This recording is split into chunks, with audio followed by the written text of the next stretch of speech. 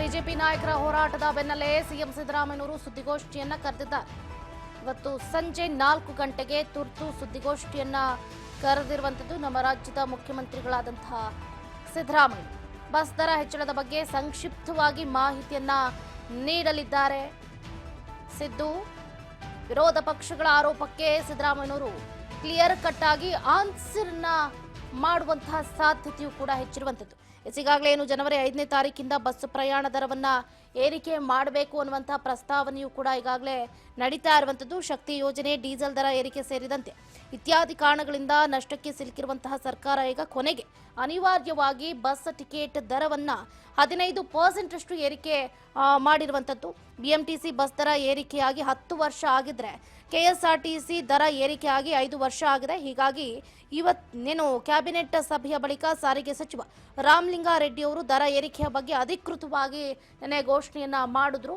So ಆ ವಿಷಯಕ್ಕೆ ಸಂಬಂಧಪಟ್ಟಂತೆ ಬಿಜೆಪಿ ನಾಯಕರು ಕೂಡ ರಾಜ್ಯದಲ್ಲಿ ಜನರು ಸಾಕಷ್ಟು ತತ್ತರಿಸಿ ಹೋಗ್ತಾ ಇದ್ದಾರೆ. ಜನರ ಜೇಬಿಗೆ ಕತ್ತರಿಯನ್ನ ಹಾಕುವಂತ ಕೆಲಸವನ್ನ ಮಾಡ್ತಾ ಇದ್ದೀರಾ. ಒಂದು ಕೈ ಕೊಟ್ಟು ಮತ್ತೊಂದು ಕೈಯಿಂದ ಕಸಿಯುವಂತ ಕೆಲಸವನ್ನ ರಾಜ್ಯ ಸರ್ಕಾರ ಮಾಡ್ತಾ ಇದೆ. ಹೆಣ್ಣು ಮಕ್ಕಳಿಗೆ ಫ್ರೀ ಅಂತೀರಿ, ಗಂಡು ಮಕ್ಕಳಿಗೆ ಟಿಕೆಟ್ ದರವನ್ನ ಏರಿಕೆ ಮಾಡ್ತೀರಿ. ಇದೆಲ್ಲ ಯಾವ ನ್ಯಾಯ ಅಂತ ಬಿಜೆಪಿ ನಾಯಕರು ಈಗಾಗಲೇ ಹರಿಹಾಯ್ತಾ ಇರುವಂತ ದೃಶ್ಯಗಳನ್ನ ಗಮನಿಸ್ತಾ ಇದ್ದೀರಾ.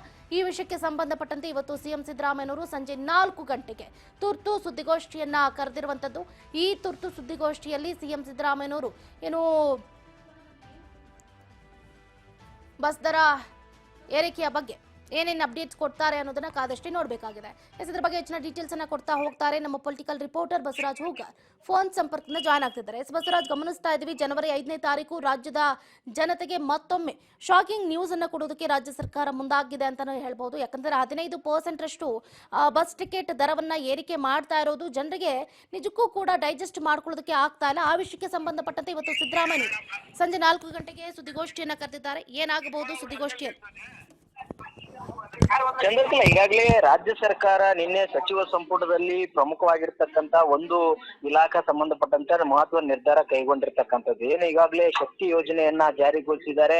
ಶಕ್ತಿ ಯೋಜನೆಯಿಂದ ಮಹಿಳೆಯರಿಗೆ ಉಚಿತವಾಗಿ ಪ್ರಯಾಣವನ್ನ ಮಾಡ್ಲಿಕ್ಕೆ ಅವಕಾಶ ಕೂಡ ಮಾಡಿಕೊಟ್ಟಿರ್ತಕ್ಕಂಥದ್ದು. ಆದ್ರೆ ಸಾರಿಗೆ ಇಲಾಖೆಯಲ್ಲಿ 4 ನಿಗಮಗಳಿಂದ ಒಂದಿಷ್ಟು ದರವನ್ನ ಹೆಚ್ಚಳ ಮಾಡ್ಬೇಕು ಅನ್ನುವಂತ ನಿಟ್ಟಿನಲ್ಲಿ ಪ್ರಸ್ತಾವನೆ ಕೂಡ ಸಲ್ಲಿಸಿದ್ರು. ಯಾಕಂತಂದ್ರೆ ಕೆಲವಷ್ಟು ಏನು ಈಗಾಗಲೇ ಸಾರಿಗೆ ನೌಕರ ಬೇಡಿಕೆ ಇದಾವೆ, ಮತ್ತೆ ಏನು ನಿಗಮಗಳು ಕೂಡ ಎಲ್ಲ ಒಂದ್ ಕಡೆ ನಷ್ಟದಲ್ಲಿದ್ದಾವೆ.